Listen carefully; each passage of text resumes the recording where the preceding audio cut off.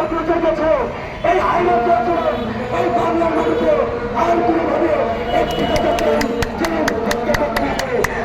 বাংলা জমিনে রাজনীতি না করে নেতৃত্ব সদর দপ্তর ভবন আজকের মাননীয় প্রধানমন্ত্রীর অনুমতি করলে এই ঘটনা আপনার সাথে বক্তব্য আসছেন।